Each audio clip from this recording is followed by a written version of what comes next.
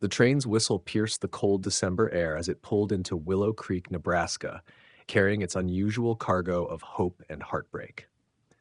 Catherine Hayes stood on the platform, her black morning dress stark against the fresh snow, watching the locomotive approach with a mixture of anticipation and terror. She was 24 years old and had been a widow for 6 months. Her husband Thomas had died in a threshing accident, leaving her alone on a small farm with debts she couldn't pay and a future she couldn't imagine. Taking in orphan trained children seemed like a solution. Companionship for her lonely days, help with the farm work, and perhaps redemption for the childless years of her brief marriage. The Children's Aid Society agent who'd corresponded with her had been encouraging. "You're young, Mrs. Hayes, but you have a good home and references from your late husband's family. We believe you could provide a stable environment for 2 children in need." 2 children. The words had felt both terrifying and right when she'd agreed. Now, watching the train arrive, Catherine wondered if she'd made a terrible mistake. What did she know about raising children? She and Thomas had only been married 18 months before the accident. They'd planned for children, dreamed of them, but those dreams had died with him. I'd love to hear where you're joining from. Leave a comment. And now, back to our story. The train screeched to a halt, steam hissing from its sides. Catherine watched as passengers began disembarking.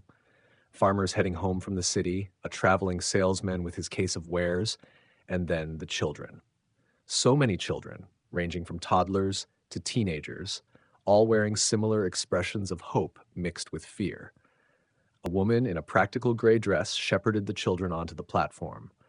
This would be Miss Sarah Brennan, the Children's Aid Society agent who'd accompanied the orphans from New York. Behind her came a man Catherine didn't recognize, tall and broad-shouldered, wearing work clothes and a wary expression that suggested he was accustomed to trouble. "Mrs. Hayes?" Miss Brennan approached with a professional smile. "I'm Sarah Brennan. Thank you for agreeing to take 2 of our children. This is Mr. Jack Morrison, Willow Creek stationmaster. He'll be helping with the placement process." Jack Morrison nodded curtly, his gray eyes assessing Catherine with obvious skepticism. "Ma'am, I've been reviewing the placements with Miss Brennan. I have concerns about your application." Catherine felt her spine stiffen. "Concerns? I was approved by the Children's Aid Society." "You were approved by people in New York who've never seen your farm or understood our winters. You're a widow living alone on a failing property. That's not a suitable environment for children." "My farm is not failing," Catherine said sharply, though it was perilously close to the truth. "And I'm perfectly capable of caring for children. The society approved me after thorough investigation." "The society approves anyone with a roof and references. I live here, Mrs. Hayes. I know which families can actually provide for these children and which ones are desperate for free labor." The accusation stung because it held a grain of truth. Catherine did need help with the farm. But she also genuinely wanted to provide a home for children who'd lost everything. Couldn't both things be true? "Mr. Morrison," Miss Brennan intervened diplomatically, "Mrs. Hayes has met all our requirements. Unless you have specific evidence of unsuitability, we can't deny her based on speculation." Jack's jaw tightened. "Fine, but I'll be checking on those children regularly. Any sign they're being mistreated or overworked, and I'll petition to have them removed." Catherine met his challenging gaze directly. "You're welcome to check as often as you like. You'll find 2 children being raised with care and respect." Miss Brennan, clearly eager to diffuse the tension, gestured toward the group of children. "Let me introduce you to Emma and Benjamin. They're siblings, 9 and 6 years old. They've been traveling together and shouldn't be separated." 2 children emerged from the group, holding hands. The girl, Emma, was small for 9, with dark hair and wary brown eyes that assessed Catherine with adult caution. The boy, Benjamin, was all elbows and knees, with the same dark hair but eyes that held less wariness and more open curiosity. "Emma, Benjamin, this is Mrs. Catherine Hayes," Miss Brennan said gently. "She's offered to provide you a home on her farm outside Willow Creek." "Will there be animals?" Benjamin asked immediately, his reserve cracking at the prospect. "I like animals." Catherine smiled, charmed by his directness. "Yes, there are animals. Chickens, 2 cows, a horse, and a barn cat who thinks she runs the entire operation." What about school? Emma's question was more practical, her tone protective. Benjamin needs to go to school. He's smart and should have education. There's a school in town, 2 miles away. You'd both attend during the school year.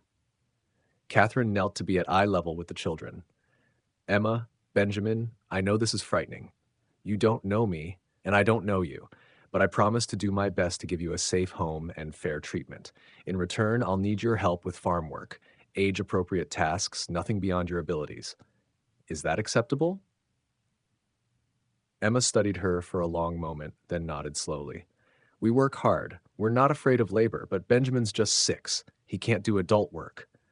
I wouldn't expect him to. He can feed chickens, collect eggs, help with small tasks. You'll have responsibilities suited to your age and strength. Catherine looked at Miss Brennan. What's the next step? I'll need to inspect your home before finalizing the placement. It's standard procedure. Mr. Morrison has offered to drive us in his wagon. Of course he had, Catherine thought with irritation. He wanted to find fault with her property, to prove she was unsuitable. Well, let him look. Her farm might be small and struggling, but it was clean and structurally sound. She had nothing to hide. The wagon ride to Catherine's farm was tense. Jack drove with grim efficiency while Miss Brennan sat beside him, Catherine and the children in the back. Emma held Benjamin close, both children silent as they took in the Nebraska landscape. Flat prairie stretched to the horizon, broken only by occasional farmsteads and the creek that gave Willow Creek its name. It's so empty, Benjamin whispered. Where are all the buildings? This is farm country, Catherine explained. Families live spread out, with land between them for crops and grazing. It's different from cities, but you'll adjust. We lived in New York, Emma said, in a tenement with lots of families. Then our ma died, and they said we had to go to the orphanage. Then they put us on the train and said we'd have new families out west. The matter-of-fact recitation of tragedy made Catherine's heart ache. These children had lost everything, mother, home, city, everything familiar, and were now being handed to a stranger in an alien landscape. No wonder Emma was wary. Catherine's farm appeared over a small rise, a modest house, weathered barn, chicken coop, and several outbuildings, all showing the wear of hard winters and insufficient maintenance. It wasn't grand, but it was hers, paid for with Thomas's life insurance money before debts consumed the rest. Jack helped everyone down from the wagon, his expression unreadable as he assessed the property. Catherine could see it through his eyes, the sagging fence that needed repair, the barn door hanging slightly crooked, the general air of a place being managed by someone with more determination than resources. The house is sound, she said defensively. I've made repairs myself where I could. The roof doesn't leak, the well provides clean water, and the stove works properly. I'm not here to judge your carpentry, Jack replied, though his tone suggested otherwise. I'm here to ensure these children have adequate shelter and provisions. Inside, the house was small but clean. The front room served as kitchen and living area, with a cast-iron stove, rough-hewn table, and 2 worn chairs. A curtained doorway led to Catherine's bedroom. Up a ladder was a loft space that had been intended for future children. The children would sleep in the loft. Catherine explained to Miss Brennan, I've already prepared beds up there. 2 straw mattresses, quilts, pillows. It's warm from the stove below and there's a window for ventilation. Emma climbed the ladder to inspect, Benjamin following close behind. Catherine heard their whispered conversation, Emma's cautious approval, Benjamin's excitement about having a window to look out of. Miss Brennan inspected the kitchen supplies, the food stores, the general condition of the house. It's modest but adequate. Mrs. Hayes clearly maintains her home well. The loft is a suitable sleeping area, and having 2 children together will provide mutual support. Jack said nothing, but his skepticism was palpable. He walked through the house with sharp eyes, noting every worn floorboard and patched wall. Catherine wanted to defend herself, to explain that she was doing her best with limited resources, but pride kept her silent. The barn, Jack said finally. I want to see the livestock situation before I sign off on this placement. They trudged through snow to the barn, children trailing behind. Inside, Catherine showed them her 2 dairy cows, the horse, the laying hens in their coop. Everything was adequately fed and sheltered, though the barn itself needed repairs she couldn't afford.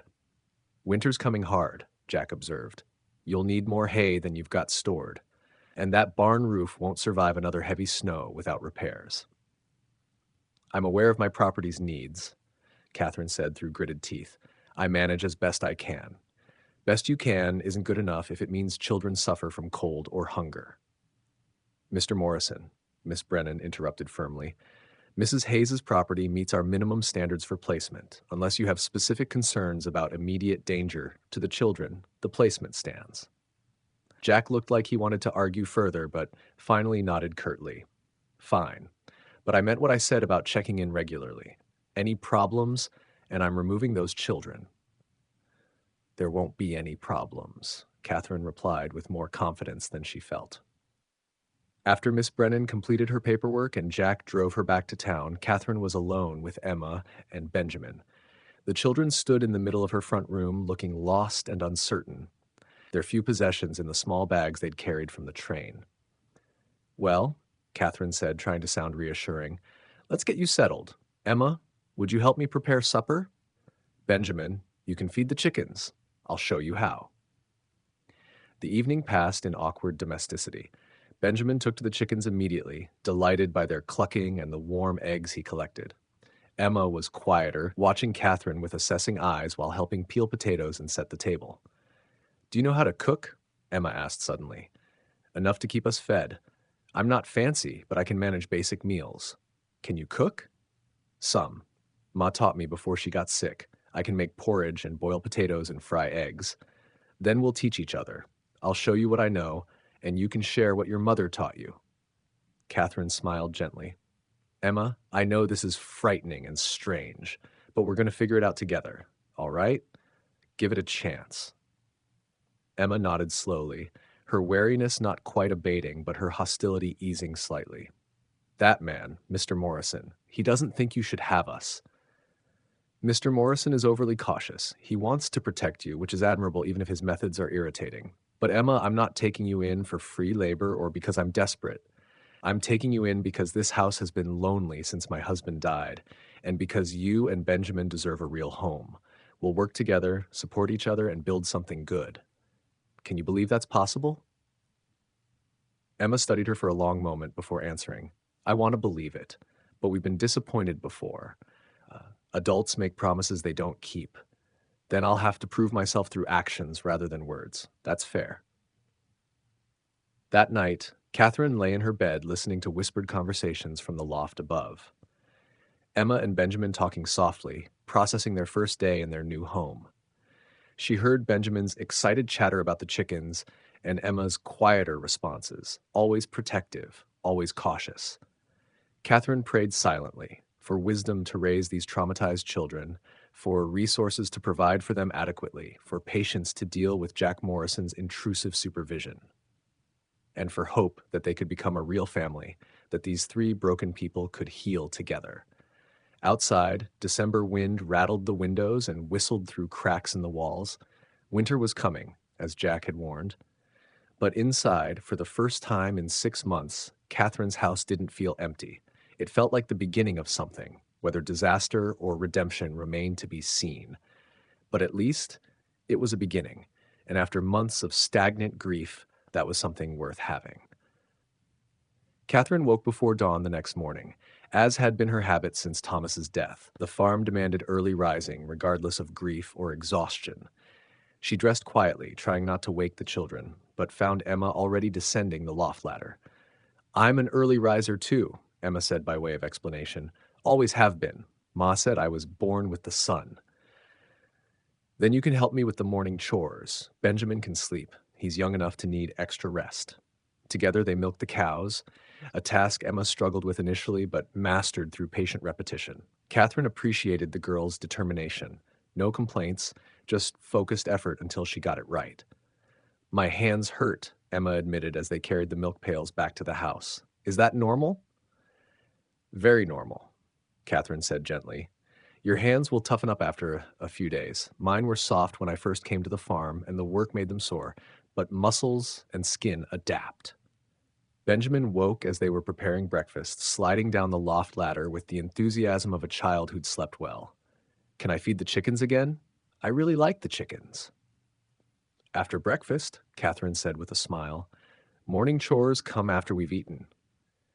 Catherine had planned simple porridge, but Emma insisted on showing her a recipe their mother had made. Oats cooked with dried apples and cinnamon that transformed basic porridge into something almost special. This is excellent, Catherine said sincerely. Emma, your mother taught you well. Emma's face lit up at the compliment before shadowing with remembered loss. She was good at making little things special. Even when we didn't have much, she'd find ways to make it nice. After breakfast, Catherine divided tasks. Benjamin would feed chickens and collect eggs. Emma would help with laundry and meal preparation. Catherine would handle the heavier work, fence repairs, wood chopping, mucking the barn. They worked through the morning, establishing tentative rhythms. Benjamin was enthusiastic but easily distracted, needing frequent redirection. Emma was methodical but painfully slow, her city background showing in every unfamiliar task. Catherine found herself torn between frustration at inefficiency and admiration for their persistence. Around midday, a wagon approached. Catherine looked up from the fence post she was trying to set to see Jack Morrison driving toward her property, his expression as stern as it had been the day before. "Mr. Morrison," she greeted him coolly, "I didn't expect to see you so soon. I said I'd check regularly. This is regular." Jack dismounted, his eyes scanning the property. "Where are the children?" "Benjamin is feeding chickens. Emma is inside preparing lunch, both exactly where they should be." "I want to see them." Catherine's temper flared. "You want to interrogate them? You mean to find evidence I'm mistreating them after less than 24 hours in my care? I want to ensure they're safe and being treated appropriately. There's a difference." "Fine. But Mr. Morrison, the children are settling in. Your suspicious questioning is going to undermine the trust we're trying to build. Please be mindful of that." Jack followed her reluctantly to the chicken coop, where Benjamin was scattering feed with great enthusiasm. "Hello, Benjamin," Jack said, his tone softening. "How are you settling in?" "The chickens like me," Benjamin announced proudly. "Mrs. Hayes says I'm good with them. And last night we had potatoes and eggs, and it was warm, and this morning Emma made special porridge, and—" "Are you working hard? Is Mrs. Hayes making you do difficult labor?" Benjamin blinked, confused. "I fed chickens and collected eggs. That's not hard. That's fun." They found Emma inside, carefully kneading bread dough with intense focus. "Emma," Jack greeted her, "I wanted to check on how you're adjusting." Emma looked up, wary. "We're fine, Mr. Morrison. Mrs. Hayes is teaching me farm tasks. I'm learning." "Are the tasks too difficult? Is she overworking you?" "No more than appropriate for someone learning new skills," Emma said firmly. "Mrs. Hayes is patient when I make mistakes. She explains things clearly. We're managing." Jack looked frustrated, as if he'd expected to find mistreated children instead of ones cautiously hopeful about their new home. "If you have any concerns," he told Emma seriously, "you can tell me that I'll make sure you're protected." "Protected from what?" Emma asked bluntly. "From someone who's feeding us, teaching us, and giving us shelter? Mr. Morrison, I don't know what you're expecting to find, but Mrs. Hayes has been nothing but fair." After Jack left, Emma turned to Catherine. "Why doesn't he like you? Did you do something wrong?" "I don't think it's dislike," Catherine replied. "He's seen bad placements before, and he's trying to prevent that from happening again. His heart's probably in the right place, even if his methods are irritating. He thinks you can't take care of us because you're alone and your farm isn't fancy." "That's part of it," Catherine admitted. "He sees a young widow struggling and assumes failure. But Emma, as long as you and Benjamin are trying, I'm trying. We're in this together." The next days settled into rhythm. Benjamin thrived on the farm. Emma grew more confident. But Jack Morrison's visits continued, unannounced, relentless, and always skeptical. A week later, Catherine ran into him in town. "Mr. Morrison," she said sharply, "surprised to see me without children in tow? Worried I've locked them in the cellar while I shop?" He frowned. "That's unfair." "Is it? You visit every few days looking for problems that don't exist. You question my children as if you expect them to confess to some crime. You treat me like a suspect, not a guardian." "I'm doing my job," he said stiffly. "You're making it harder for them to feel safe," she countered. Finally, his expression softened. "I've seen bad placements, Catherine. I can't risk it happening again." "Then come to dinner tomorrow," she said suddenly. Meet Emma and Benjamin as they are, at home, not as your suspects. He blinked. Dinner, roast chicken, vegetables, and conversation. See for yourself what we're building. He hesitated, then nodded. All right, tomorrow evening, but I'll still be watching for problems. I'd expect nothing less, she said quietly, though in her heart she wondered if she'd just invited judgment or understanding into her home. Either way, the storm between them was far from over. Catherine spent the day of Jack's visit in a quiet storm of preparation that she told herself was unnecessary. Why should she care what the station master thought of her cooking or her housekeeping? This was her home, and she had invited him to see their real life, not some polished display of perfection. Still, she found herself scrubbing the floors a little harder, polishing the few decent pieces of china she owned, and planning a meal that would look like enough without seeming to show off. Emma noticed the extra effort and raised an eyebrow. Are you trying to impress Mr. Heath Morrison? I'm trying to show him we're managing adequately, Catherine said. There's a difference. Is there? Emma teased. Because you've changed your dress twice. Catherine sighed. The girl was too perceptive. Emma, his opinion matters. If he thinks I can't care for you and Benjamin, he could have you removed. I need him to see that this is a good placement. But it is a good placement, Emma said simply. We're fine. Why do we have to prove it? Because he's seen bad situations before, Catherine replied gently. We just need to help him understand this isn't one of them. Benjamin, meanwhile, was far less worried. Should I show Mr. Morrison my rocks after dinner? I found 5 really good ones. Maybe after we eat, Catherine said with a small smile. At precisely 6 o'clock, Jack Morrison arrived, cleaned up from his workday, but still wearing that wary expression that seemed carved into his face. He carried a small brown paper package. For the children, he said awkwardly. Nothing fancy. Inside were 2 peppermint sticks, simple but thoughtful. That's very kind, Catherine said softly.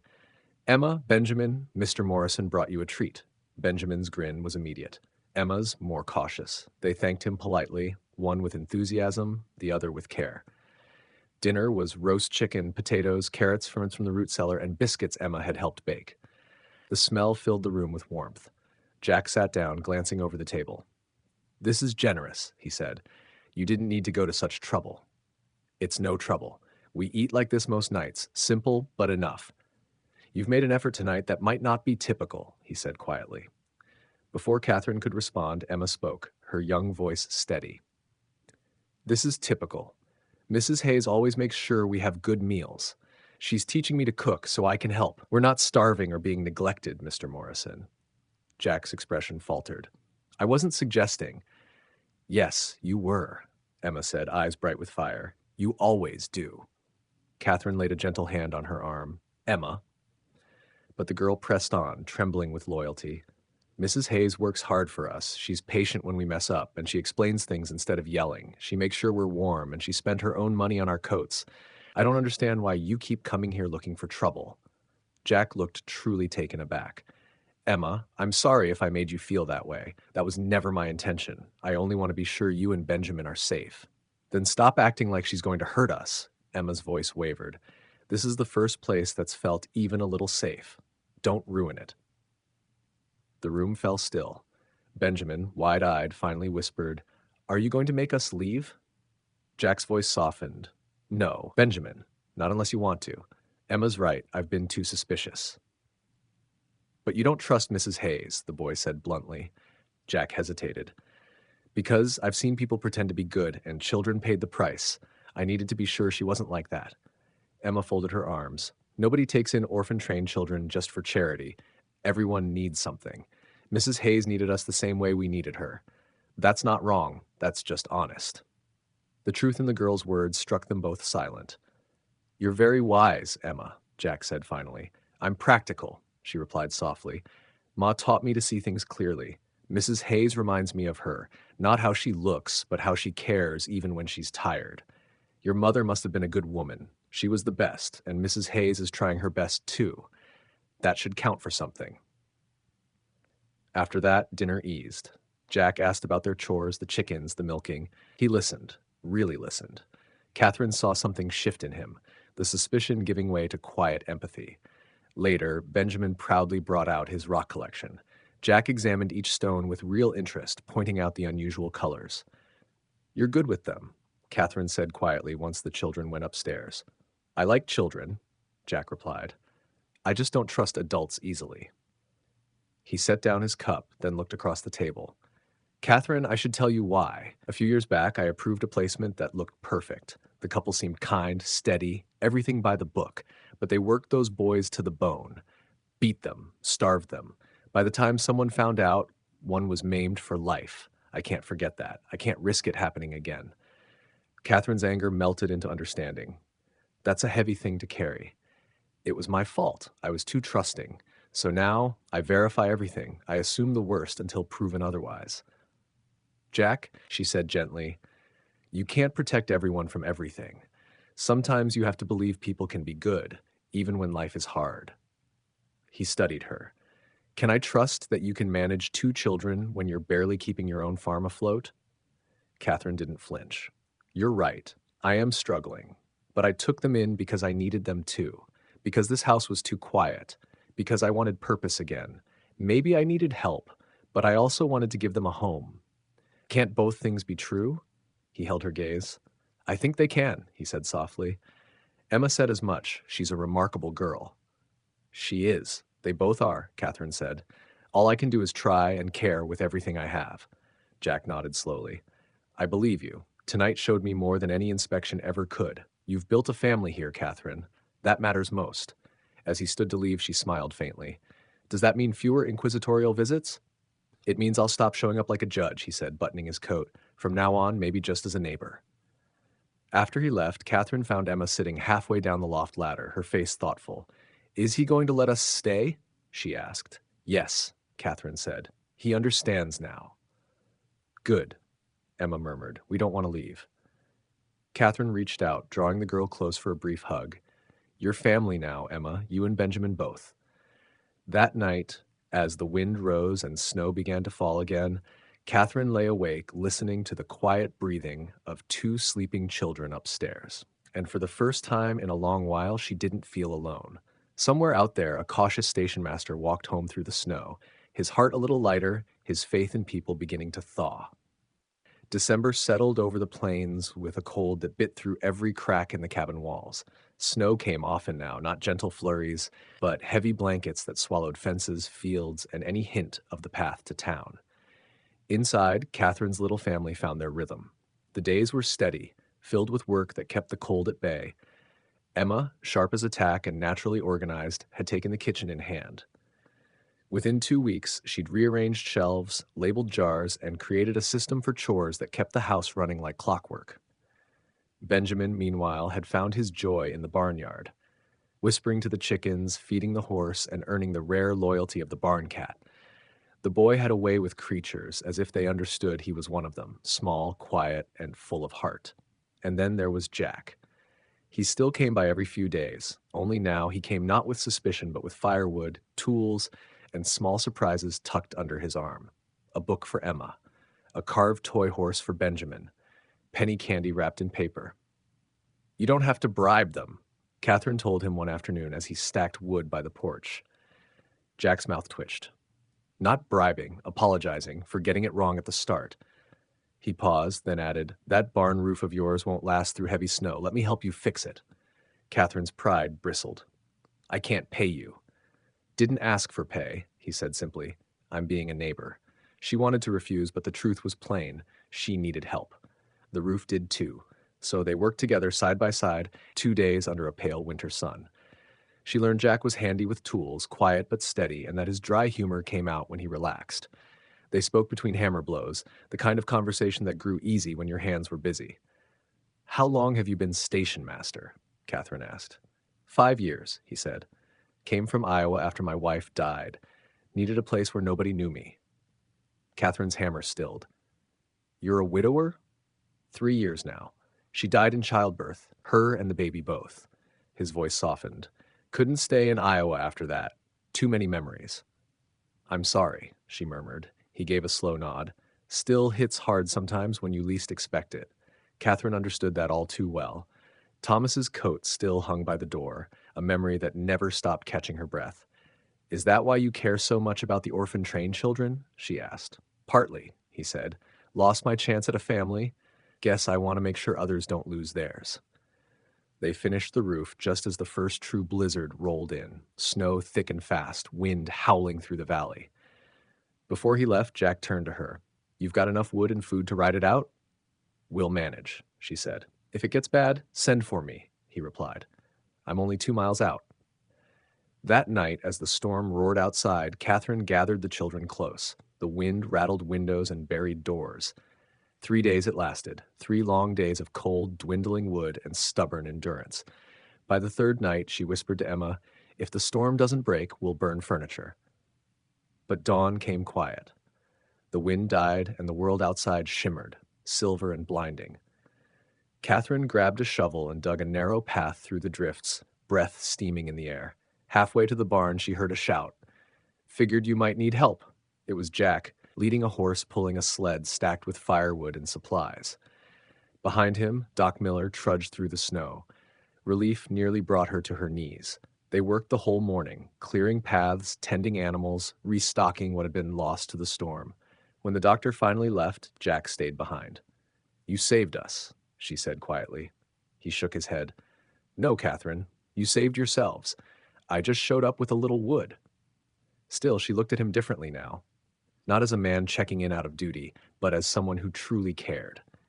Jack, she asked softly, why are you helping me? And don't say it's just about the children. He hesitated, eyes steady on hers. Because you remind me that good people still exist, that some folks keep going even when it'd be easier to quit. You make me remember what hope feels like. She smiled faintly. That's a heavy burden to put on a woman who almost froze her chickens. He laughed then, a deep, warm sound that filled the space between them. That evening, when he tried to leave, Catherine insisted he stay. It's too dangerous after dark. You'll take the front room. The children are upstairs. Nothing improper about keeping a man from freezing to death. He hesitated, then nodded. All right, as long as you don't mind the company. Later, by firelight, they sat in companionable quiet. Jack reading, Catherine mending a tear in Emma's apron. After my wife died, he said suddenly, voice low, I thought it was safer not to care again. But lately, I'm starting to think isolation isn't safety. It's just loneliness wearing armor. Catherine looked up from her sewing. I know, I was surviving, not living until those children arrived, until you started showing up with your firewood and stubborn advice. He smiled at that.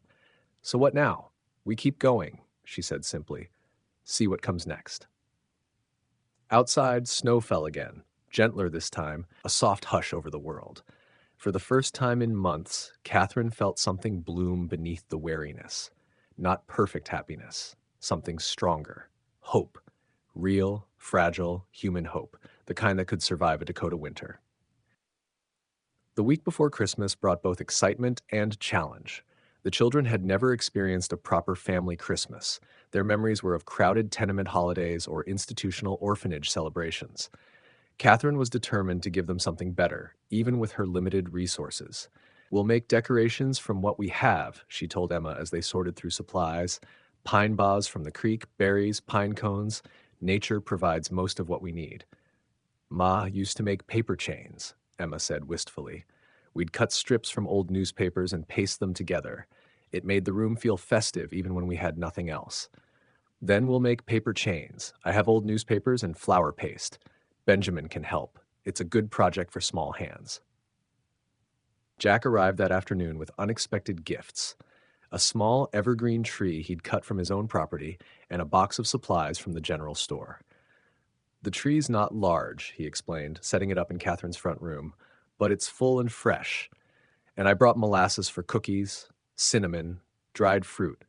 Thought you might be planning Christmas baking. Catherine felt tears prick her eyes at his thoughtfulness. Jack, this is too much. You can't keep giving us things. Why not? It's Christmas. Besides, I have more than I need living alone. Might as well share it with people who will appreciate it. Benjamin and Emma were delighted with the tree, immediately setting about decorating it with the paper chains they'd been making and small decorations Catherine had saved from her first Christmas with Thomas. It wasn't grand, but it transformed the modest room into something festive and warm. It's beautiful. Emma breathed, her usual reserve melting into childlike wonder. Thank you, Mr. Jack. You're welcome. And Emma, you can just call me Jack. We're past formalities at this point. Over the next days, the household buzzed with Christmas preparations.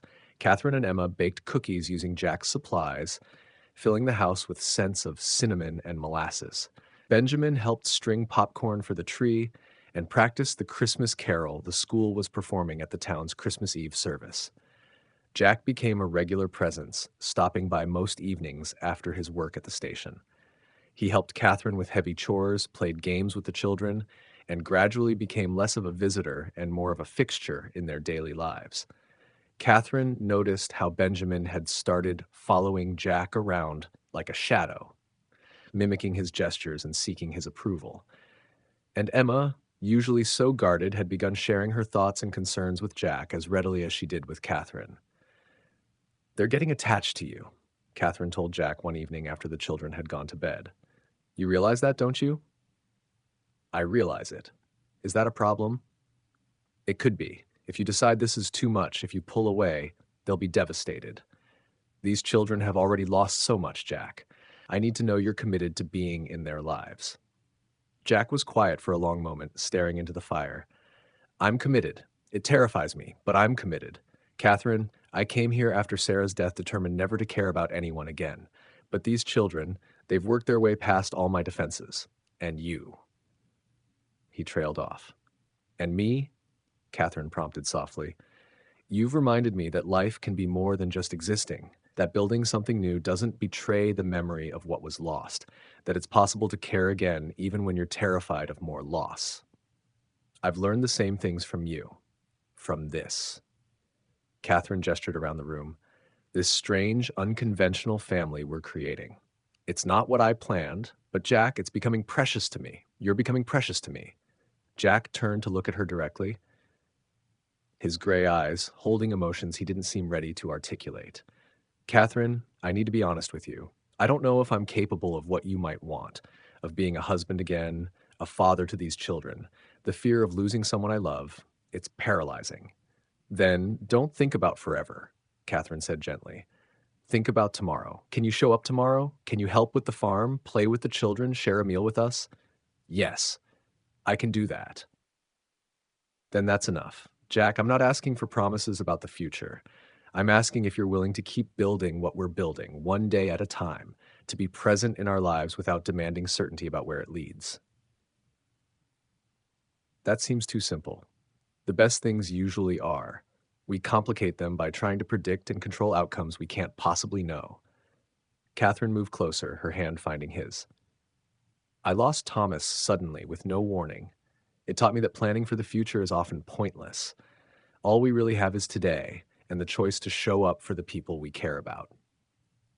Jack's fingers closed around hers, his expression torn between hope and fear. I care about you, about Emma and Benjamin. That terrifies me, but it's true. Then let that be enough for now. Care about us today, show up tomorrow. The rest will sort itself out. Before either could say more, a sound from the loft made them both look up. Benjamin was standing at the top of the ladder in his nightshirt, his face troubled. I heard talking. Are you fighting? His voice trembled with the fear of a child who'd experienced too much adult conflict. No, sweetheart, Catherine assured him quickly. We're just having an important conversation. Come down, if you can't sleep. Benjamin descended the ladder and immediately went to Jack, climbing into his lap with the unself-conscious trust of a 6-year-old who decided someone was safe. Jack's arms closed around the boy automatically, his expression softening. Can't sleep, Jack asked gently. I had a dream about the orphanage, about being sent away again. Benjamin's small hands clutched Jack's shirt. You're not going to make us leave, are you? Mrs. Catherine isn't going to send us back? No one's sending you anywhere, Catherine said firmly, kneeling beside them. Benjamin, you and Emma are staying here. This is your home now. But what if you decide we're too much work? Or what if something bad happens? Benjamin's voice cracked. Bad things always happen. Jack held the boy closer, his own eyes suspiciously bright. Benjamin, I can't promise bad things won't happen. Life doesn't work that way. But I can promise that Catherine loves you and wants you here, and I. He paused. then continued with more certainty. And I care about you very much. We're all going to do our best to make sure you and Emma feel safe and loved. That's a promise we can keep. Really? Benjamin looked up at Jack with desperate hope. You promise? I promise. Now, how about I carry you back upstairs and stay until you fall asleep? Would that help? Benjamin nodded, already relaxing against Jack's chest. Catherine watched as Jack carried the boy up the ladder with surprising gentleness, settling him back into bed and sitting beside him, speaking in low, comforting tones until Benjamin's breathing deepened into sleep. When Jack returned downstairs, his expression was changed, the fear still present, but overlaid with something more powerful. Determination, perhaps, or commitment born from a child's vulnerability. I can't promise forever, he said quietly. But Catherine, I can promise to show up, to be here for you and those children, to try, even when I'm scared. Is that enough? It's more than enough. It's everything. Catherine moved into his arms, and Jack held her with the same gentleness he'd shown Benjamin. Careful, protective, genuine. They stood like that for a long moment, two wounded people choosing to try again, choosing hope over fear, choosing to build something new from the pieces of their broken pasts. Snow began to fall again the next morning, soft and steady, cloaking the farm in a quiet white peace. Catherine rose early to stoke the fire before the children woke. The air in the cabin smelled faintly of pine and cinnamon, and for the first time in years, she felt that Christmas might bring something other than memories of loss. Emma was the first to appear, her hair tangled from sleep, her feet cold on the plank floor. Do you think it'll snow all day? She asked, pressing her nose to the frosted window. I hope so, Catherine said. A white Christmas seems fitting after everything this year's brought. Benjamin tumbled down the ladder next, rubbing his eyes. Can we go sledding after chores? Please, Mrs. Catherine? If the snow's deep enough, she said, smiling at his eagerness. But first, the animals need tending. They won't wait just because it's Christmas Eve. By the time Jack arrived mid-morning, the children were bundled up in scarves and mittens, feeding the chickens and brushing the old milk cow. He stepped through the gate with a sack slung over his shoulder and snow clinging to his coat. Well now, he called, looks like Santa's come early. Benjamin ran to him immediately. Is that for us? Jack chuckled. Some of it, but only if you promise to help me chop wood for the stove first. The boy nodded solemnly, as though agreeing to some sacred duty. Inside, Catherine poured coffee into 2 chipped mugs while Emma set out the last of the ginger cookies. Jack stood beside the stove, warming his hands, watching the scene with quiet satisfaction. You've made this place something special, he said softly. It feels like a home. Catherine looked up at him. It's becoming one, with your help. He shook his head. No, Catherine, you did that. I just found my way here. Later, the 4 of them walked to town for the Christmas Eve service. The small church was lit by lanterns and filled with the smell of evergreen and wax. The children sang with the school choir. Emma standing tall and proud, Benjamin singing off-key but loud enough to make a few folks smile. During the final hymn, Silent Night, Catherine felt a warmth spread through her chest that had nothing to do with the stove in the corner. Jack stood beside her, his hat in his hands, eyes fixed on the children. For the first time, he looked at peace. Afterward, as they made their way home under a sky heavy with stars, Benjamin reached for Jack's hand. Do you think God gives second chances? He asked suddenly. Jack glanced down. I reckon he gives as many as a man's willing to take. Emma, walking on Catherine's other side, whispered, Then maybe this is ours. Catherine squeezed her hand. I think it is. Back at the cabin, the fire crackled, and the children drifted to sleep beneath the faint glow of the Christmas tree. Jack helped Catherine drape a quilt over them before turning to leave, but she stopped him at the door.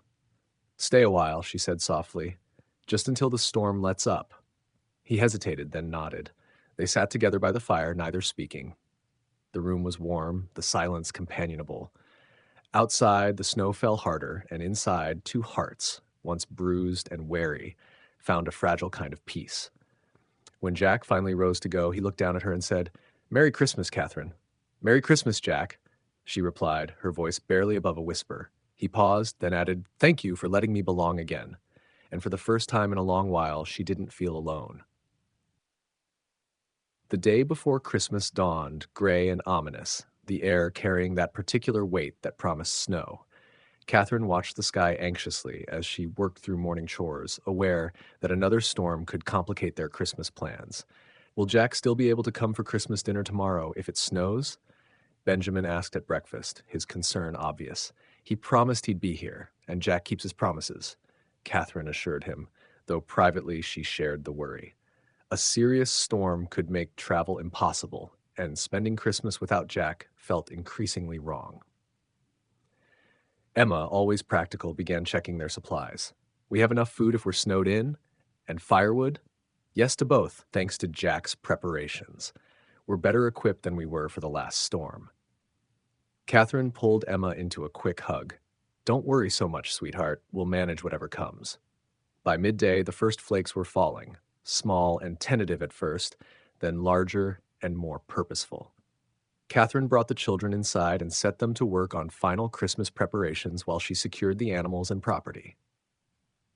She was finishing in the barn when she heard a wagon approach. Jack appeared, driving fast and looking concerned. Storm's coming hard, he said without preamble. Train just arrived with emergency weather reports. The station chief in North Platte says this could be worse than the last one. I came to make sure you're prepared. We're as ready as we can be. Jack, you should stay. Going back to town now could be dangerous. I can still make it if I leave within the hour. Or you could stay here where it's safe and spend Christmas with us as planned. The children would be devastated if you tried to leave and got caught in the storm. Jack looked torn, clearly weighing duty against desire. It's not proper, Catherine. Me staying here overnight, alone with you and the children. People will talk. People always talk. And frankly, I care more about your safety than their opinions. Stay, Jack. Please. The decision was made for them when the snow intensified dramatically within minutes, visibility dropping to nearly zero. Jack unhitched his horse and got it settled in the barn alongside Catherine's animals, acceptance written on his face. I guess that's decided then. Thank you for the hospitality. Thank you for being reasonable. Now come inside before you freeze. The children were delighted to discover Jack would be staying through Christmas. Benjamin immediately began planning activities while Emma, more thoughtful, pulled Catherine aside in the kitchen. This is good, right? Jack being here? Emma's voice was cautious, as if she didn't quite trust good things to last. It's very good. Emma, you know Jack and I care for each other, don't you? I know. I see how you look at each other. Are you going to get married? The blunt question caught Catherine off guard. I don't know. We haven't discussed it formally. Would that be acceptable to you and Benjamin if we did? Emma was quiet, processing. I liked my real pa. He died when I was little, but I remember him being kind. And I know Benjamin needs a father. He's at that age. If you married Jack, would he be our father or just your husband? If Jack and I married, he'd be whatever you and Benjamin needed him to be. He wouldn't replace your real father. No one could do that. But he could be a father figure, someone who cares for you and helps raise you. Catherine touched Emma's cheek gently. Nothing's decided yet, sweetheart, but if something does develop, you and Benjamin will be part of that conversation. Your feelings matter. I think it would be good, Emma said slowly. Benjamin already follows Jack around like a puppy, and you smile more when Jack's here. Plus, farms need men for the heavy work. It makes sense.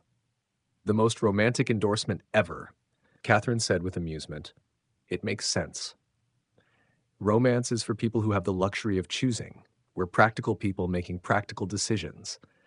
Emma's adult way of viewing the world would have been sad if it wasn't so perceptive.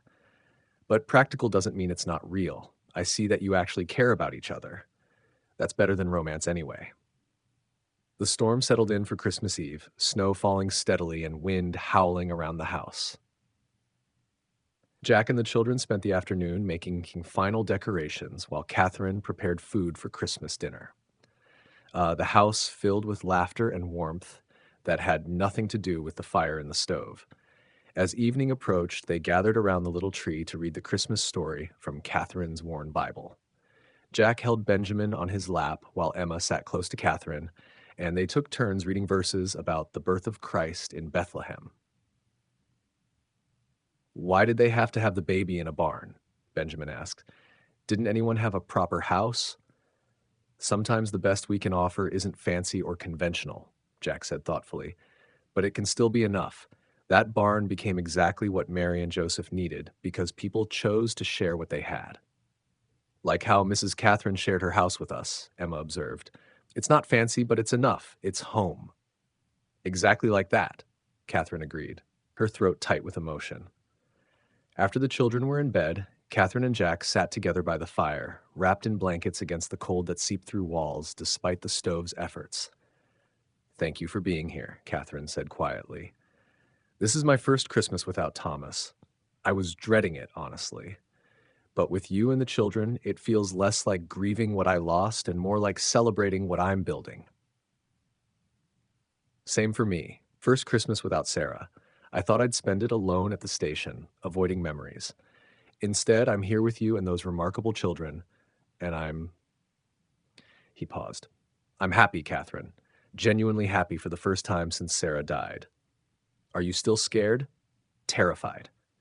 Every moment of happiness makes me worry about losing it, but I'm learning that happiness is worth the risk of loss, that living scared isn't actually living at all. Catherine leaned against his shoulder, his arm coming around her naturally. We're quite a pair. A widow and widower earning to live again, raising two orphans who've taught us more about resilience than we ever taught them. Not quite what either of us planned for our lives. No. But Jack? I think I prefer this to what I'd planned. Thomas was a good man and I loved him, but what we had was simple and conventional. This, she gestured around the room, this is complicated and unconventional and requires more of me than I knew I could give. It's teaching me who I actually am, not just who I thought I should be. And who are you?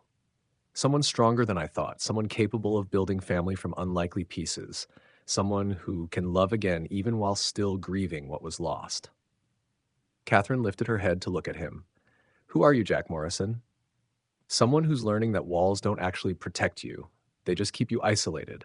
Someone who thought he was done with family until two orphans and a stubborn widow proved him wrong. He smiled slightly. Someone who's falling in love despite every intention to remain safely alone. Falling in love? Catherine's heart raced at the words. Fallen, somewhere in that territory. Catherine, I can't promise I won't panic or pull away or struggle with this, but I can promise that right now, in this moment, I love you. I love what you're building with those children. I love who I'm becoming when I'm with you. That has to count for something. It counts for everything. Catherine kissed him softly. I love you too, Jack. Complicated, scared, still grieving love. But real nonetheless. They sat together through the night, talking quietly and watching snow pile against the windows. Upstairs, the children slept peacefully, secure in the knowledge that they were wanted and safe. And outside, the storm raged on, but inside, warmth and love and the tentative beginning of something permanent filled the small farmhouse. Christmas Eve in a snowstorm with an unconventional family wasn't what either Catherine or Jack had imagined for their lives. But it was exactly what they needed, proof that beauty could grow from loss, that family could be chosen as well as born, that love was possible even after everything fell apart. As midnight approached and Christmas officially arrived, Jack pulled a small wrapped package from his coat pocket. I was going to wait until morning, but this feels like the right moment. He handed it to Catherine. Merry Christmas. Inside was a delicate silver locket, clearly old but beautifully maintained. Catherine opened it to find two small photographs, one of a smiling woman who must be Sarah, the other empty. Sarah's locket, Jack explained. I've carried it for 3 years, unable to let it go, but unable to bear looking at it. But Catherine, Sarah wouldn't want me frozen in grief. She'd want me to live, to love again. The empty side is for you, if you'll have it. Not replacing her, but joining her in my heart. Catherine felt tears stream down her face. Jack, are you sure? This is precious. You're precious. And this feels right, honoring what was while embracing what is. I'll always love Sarah, but I love you too, and there's room for both. Catherine fastened the locket around her neck, feeling its weight settle over her heart. Thank you. For this, for being here, for choosing to try despite your fears.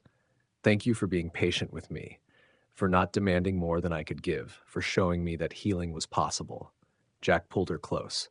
Merry Christmas, Catherine. Merry Christmas, Jack.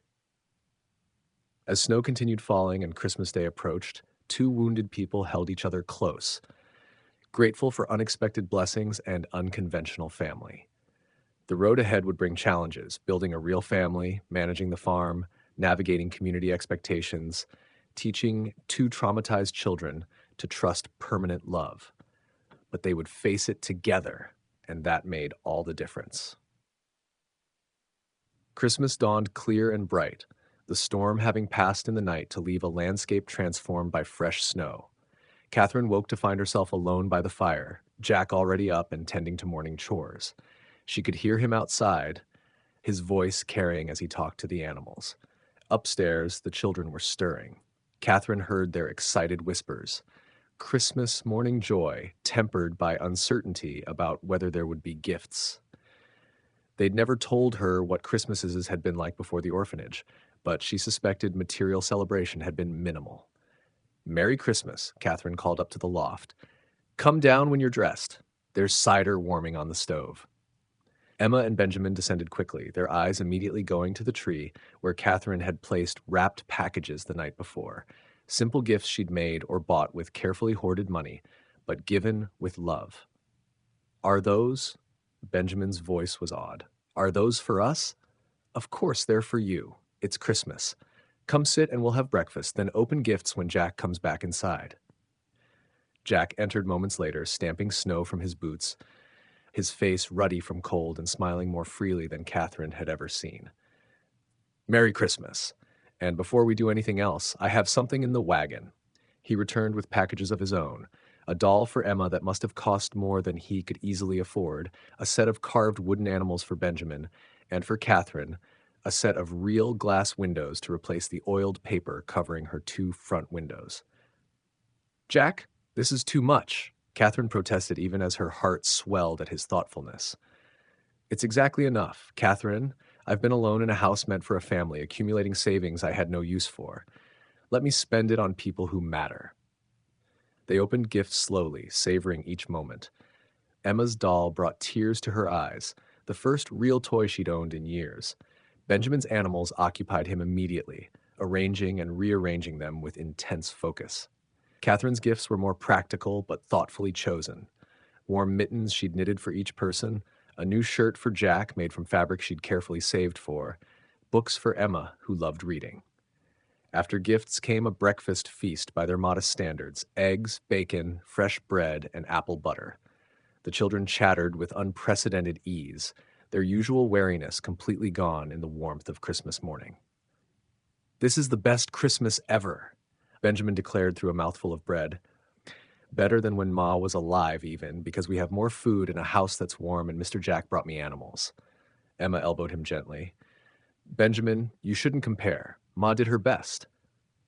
"I know, but she'd be happy we found somewhere good, right? Somewhere safe." "She would," Emma agreed softly. "She'd be very happy."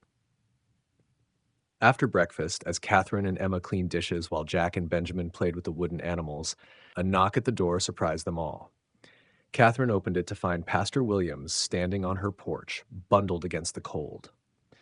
"Merry Christmas, Mrs. Hayes. I apologize for the intrusion, but I wanted to deliver this personally." He handed her an envelope. "It's from the church board. We took a collection after Jack's speech at the Christmas program." Inside the envelope was money, more money than Catherine had seen in months, enough to pay down her debts, buy seed for spring planting, make necessary repairs to the barn and house. "I can't accept this," Catherine said, stunned. "It's too much." "It's community taking care of its own," Pastor Williams replied. "You've taken in two children who needed homes. You're working hard to build something good here. We want to help. Please accept it in the spirit it's offered." After the pastor left, Catherine stood holding the envelope with tears streaming down her face. Jack came to stand beside her, reading the amount over her shoulder and whistling low. "That's significant," he said quietly. That's farm-saving money, Catherine." I didn't think anyone noticed how much I was struggling. I thought I'd hidden it well. "People notice. They see you working yourself to exhaustion, see the repairs you can't afford, understand the pressure you're under. This is their way of saying they value what you're doing and want to help you succeed." Emma, who'd been listening, spoke up. Does this mean we can stay? You won't have to give us back because you can't afford us? Catherine knelt to pull Emma into a fierce hug. You were never going back. I would have figured something out. But yes, this makes everything easier. We can breathe now, all of us. The rest of Christmas Day passed in comfortable domesticity. They ate the roast chicken Catherine had prepared, played games, read stories, and simply enjoyed being together. Jack taught Benjamin how to carve simple shapes from wood scraps, while Catherine and Emma worked on a quilt together, Emma learning stitching patterns her mother had never had time to teach. As evening approached and the winter sun began to set, casting long shadows across the snow-covered farm, Jack pulled Catherine aside. I need to head back to town soon. The roads should be passable now, and I have responsibilities at the station. I know. But Jack, thank you for being here, for making this Christmas special for the children, for, she touched the locket at her throat, for everything. Catherine, before I go, there's something I need to say, something I've been thinking about all day. Say it.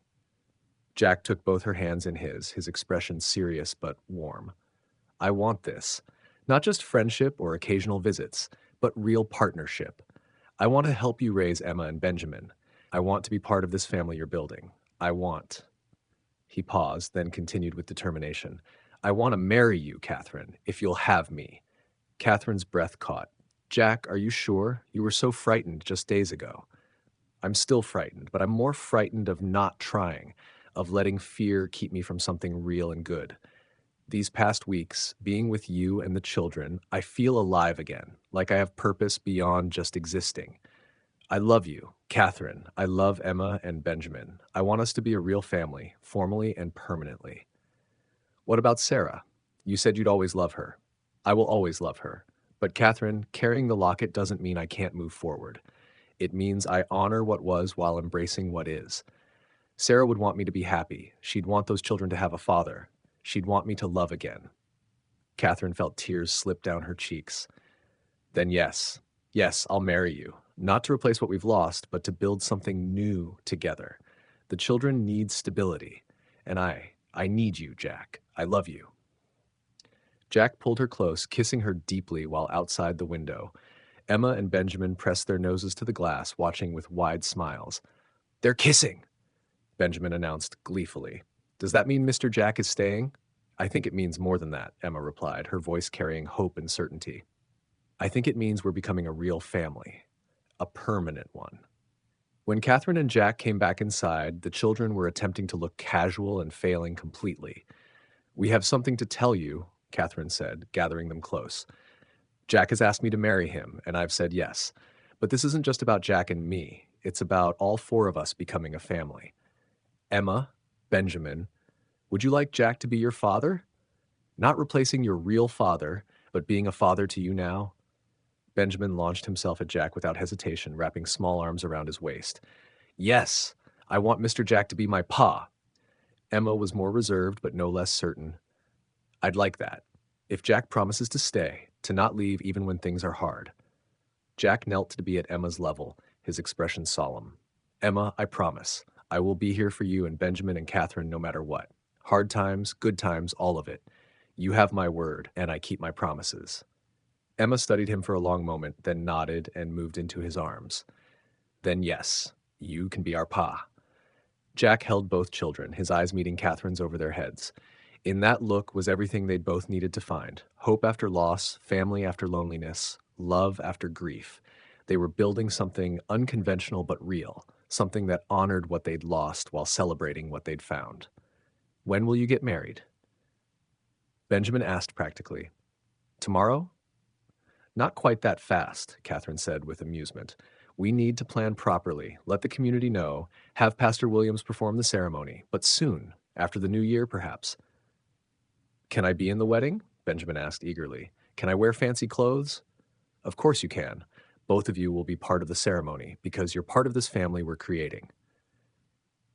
As darkness fell and Jack prepared to actually leave for town, the children hugged him goodbye with the confidence of children who knew he'd return. Catherine walked him to his wagon, their breath misting in the cold air. I'll be back tomorrow, Jack promised, and every day after. Catherine, we're really doing this, building a family, getting married, all of it. Having second thoughts? Having first, second, and third thoughts. But underneath the fear is certainty. This is right. We're right. That's enough to overcome the fear.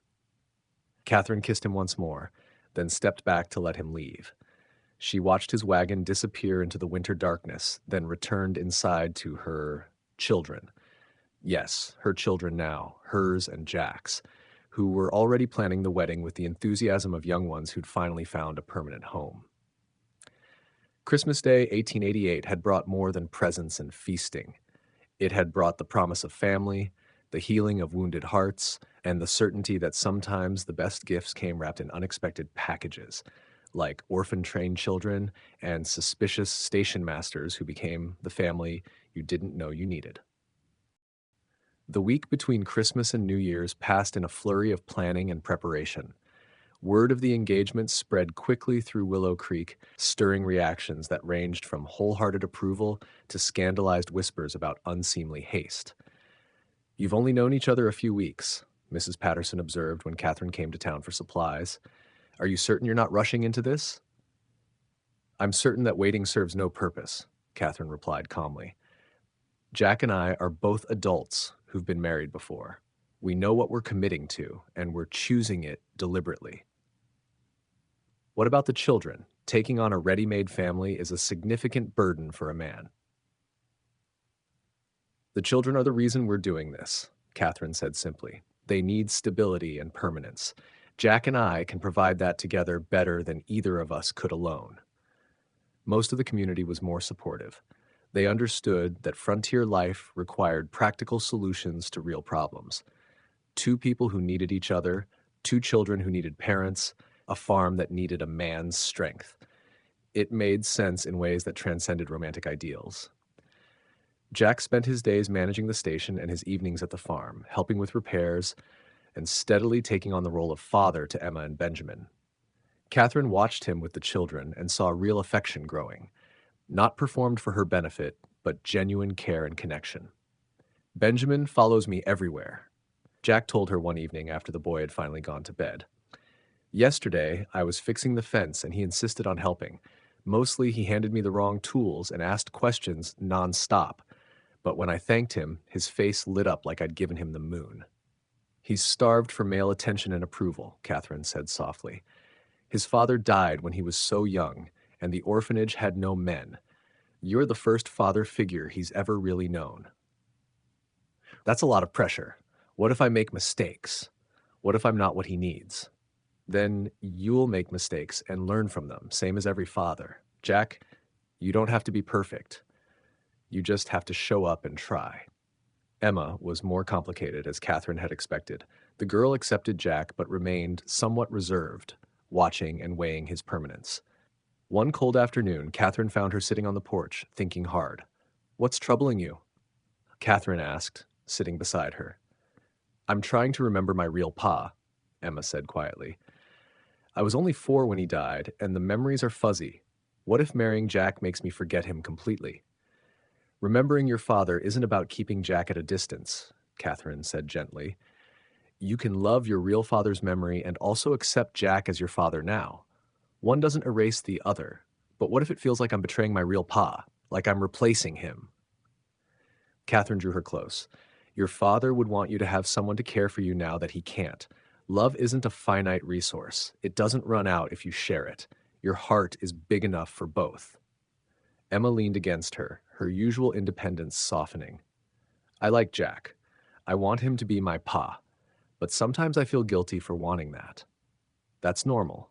But Emma, your father wouldn't want you to spend your life lonely and unprotected out of loyalty to his memory.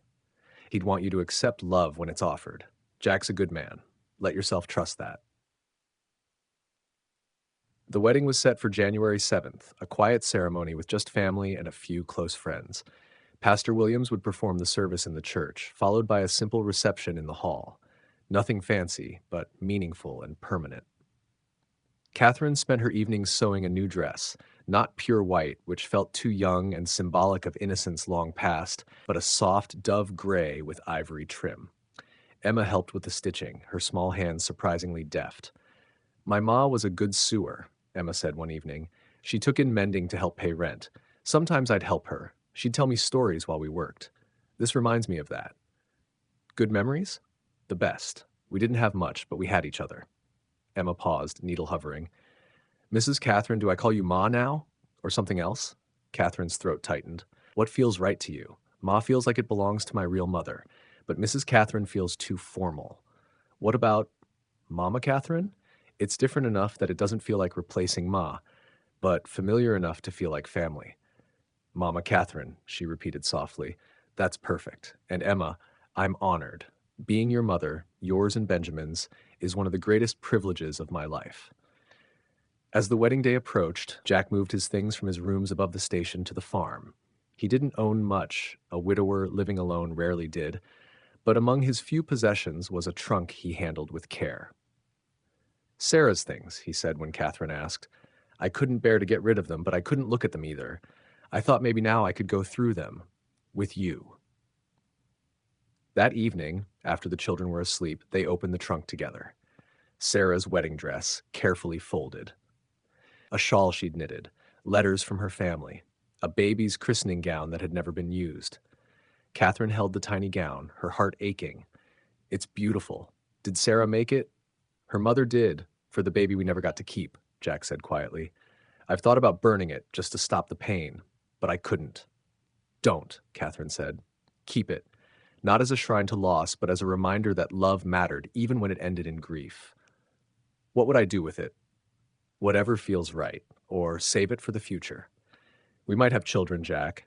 A child who could wear this gown as a way to honor Sarah and your baby while celebrating new life. Jack looked at her with surprise and dawning hope. You do that? Of course. Sarah was your first love. She's part of you. If we're blessed with children, they should know about her too. About Thomas, about all the people who came before. Our children's story should include the whole truth, grief and hope alike. Jack pulled her close. How did I get this lucky? To find someone who understands grief and doesn't ask me to choose between past and present. You got lucky the same way I did, Catherine murmured, by surviving loss and being brave enough to try again. The day before the wedding, the farm was a flurry of activity. Church women came to help with baking and cleaning. Emma and Benjamin tried on their new clothes repeatedly, asking endless questions about the ceremony. Will there be kissing? Benjamin asked, half horrified, half curious. There will probably be kissing, Catherine said, amused. It's gross, but I guess it's allowed if you're getting married. That evening, Jack came for his final night in town before moving in permanently. He gathered the children close for a talk. When I marry Catherine, I'm not just becoming her husband, he told them. I'm becoming your father, if you'll have me. That means I'll protect you, provide for you, love you. It means you can count on me to stay no matter what. Emma studied him carefully. What if you change your mind? What if being a father to orphans is too hard? Jack knelt, meeting her gaze. Emma, I can't promise perfection, but I can promise I won't leave. You and Benjamin are my children now. That's permanent. Emma nodded slowly. I believe you, and Jack, thank you for choosing us. Benjamin, less complicated, climbed into his lap. Can I call you Pa now? Or do I have to wait until after the wedding? You can call me Pa whenever you're ready. I'm ready now, Benjamin said, grinning. Pa, it sounds right. That night, Catherine lay awake for the last time as a single woman. Tomorrow she'd marry again, a man she'd known for weeks but trusted deeply. It should have felt reckless. Instead, it felt right. She heard soft crying from the loft and climbed up to find Emma awake. What's wrong, sweetheart? I'm happy, Emma sobbed. I'm so happy I'm scared something will go wrong, that this is too good to last. Catherine gathered her close. This is real, Emma. It's lasting. Jack and I are getting married tomorrow, and you and Benjamin are our children. Nothing's going to change that. Promise? I promise, Catherine whispered. You're home now. You're loved, and that's forever. Emma's tears gave way to sleep. Catherine tucked her in, brushed a strand of hair from her forehead, and whispered, Tomorrow we begin again. Tomorrow would bring new beginnings, a wedding, a family formally united, a future built from courage, faith, and love. It wouldn't be perfect, but it would be real. And for all of them, that was more than enough. January 7th dawned clear and cold, the kind of crystalline winter day that made everything look sharp and beautiful. Catherine woke early, nerves and excitement churning in equal measure. Today she would marry Jack Morrison, and their unconventional family would become official. Emma was already awake, sitting by the window and watching the sunrise. "It's a good day for a wedding," she observed. "Clear enough that people can travel, but cold enough that it feels special." "Very practical assessment," Catherine said with affection. "Are you ready for this?" "I think so. Are you?" "More ready than I've been for anything in a long time."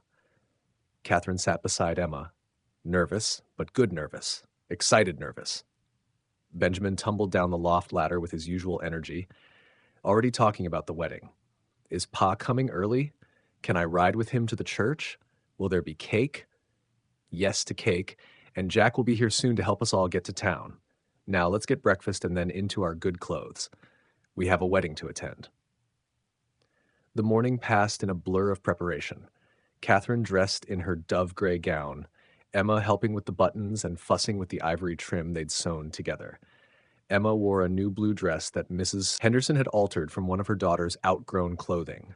Benjamin was scrubbed and stuffed into his best outfit, his hair slicked down with water. Jack arrived mid-morning, looking uncomfortable in a suit, but handsome despite his obvious discomfort.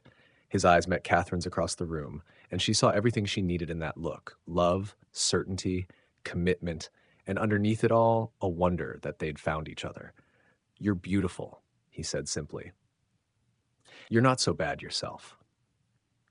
The drive to town was filled with nervous chatter from Benjamin and unusual quiet from Emma, who held Catherine's hand tightly.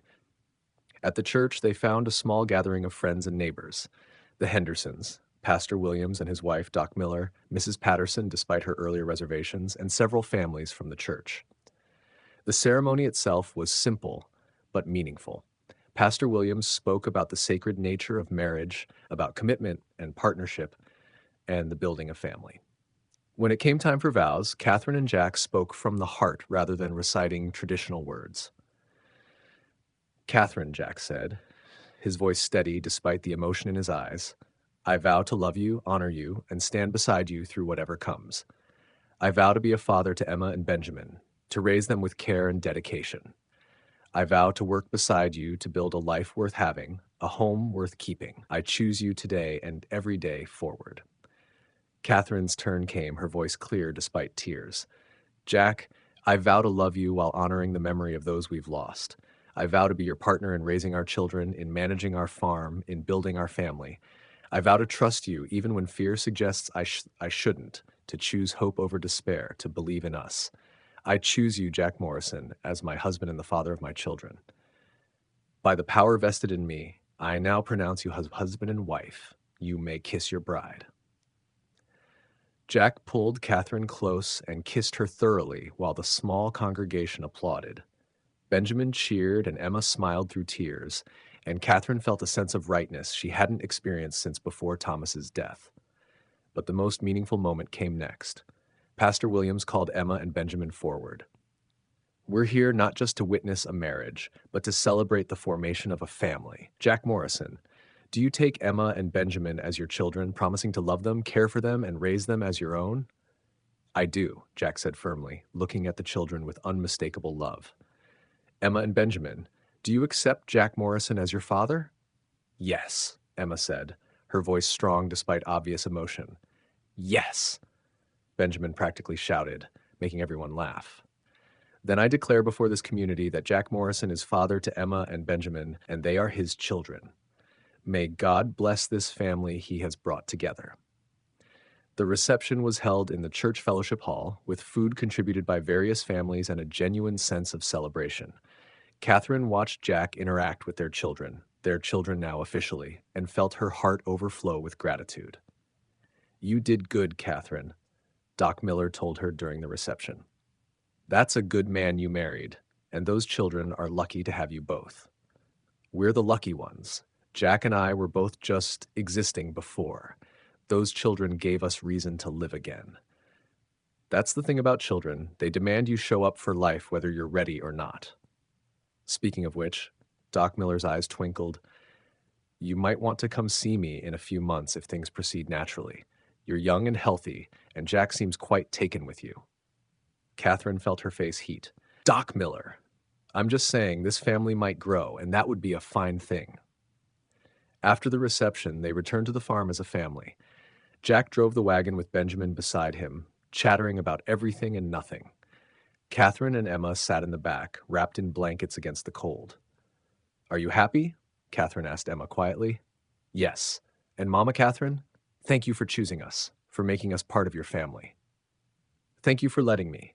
Emma, being your mother is one of the best things that's ever happened to me. At the farm, their farm now, Jack carried their few belongings inside while Catherine got the children settled. There was an awkward moment when bedtime came, their first night as a married couple, with the reality of what that meant suddenly very present. I'll say goodnight to the children, Jack said, seeming to understand Catherine's nervousness. Take your time getting ready. Catherine changed into her nightgown, her hands shaking slightly. It had been so long since Thomas, and she'd been so young then. She was different now, older, wiser, marked by loss and hardship. Would Jack find her appealing? Would this aspect of marriage work between them? When Jack finally entered their bedroom, he paused at the sight of her sitting on the edge of the bed, clearly nervous. Catherine, he said gently, sitting beside her, we don't have to. If you're not ready. I'm ready, just nervous. It's been a long time. For me too, 3 years since Sarah. Jack took her hand. We'll figure it out together. No pressure, no expectations beyond what feels right for both of us. His understanding eased her tension, and what followed was tender and genuine. Two wounded people choosing vulnerability, choosing connection, choosing to build intimacy based on trust and affection, rather than mere obligation. Later, lying in Jack's arms in the darkness, Catherine felt peace settle over her. Jack?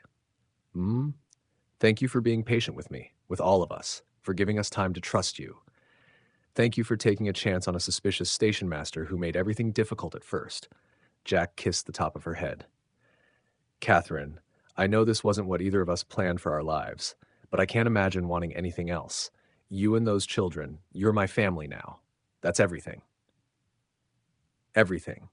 Catherine agreed and meant it. From the loft above came the sound of childish whispers. Emma and Benjamin talking quietly, processing their new reality as children of Jack and Catherine Morrison. A real family, legally and permanently bound together.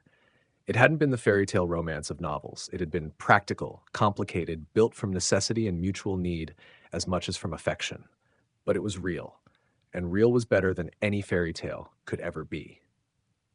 As Catherine drifted towards sleep in her husband's arms, she reflected on the past 6 weeks.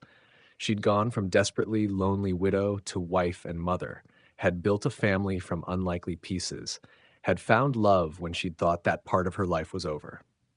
The orphan train had brought Emma and Benjamin to Willow Creek.